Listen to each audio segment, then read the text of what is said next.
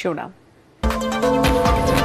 আফগানিস্তানের বিরুদ্ধে যুদ্ধ ঘোষণা পাকিস্তানের কাবুল সহ ৩ শহরে বিমান হামলা, পাল্টা হামলা আফগানদের, সংলাপের মাধ্যমে সমাধানের তাগিদ ইরানের।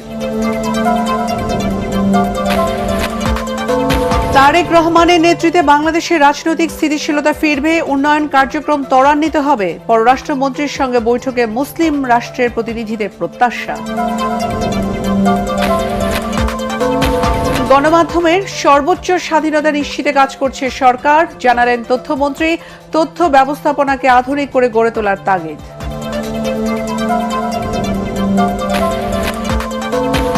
নতুন প্রজন্ম ও রাজনৈতিক দলগুলোকে মব কালচার থেকে বেরিয়ে আসার আহ্বান আইজিপির। রাজধানী মোহাম্মদপুর আদাবরে পুলিশের সাঁড়াশি অভিযান, গ্রেফতার ৯৫।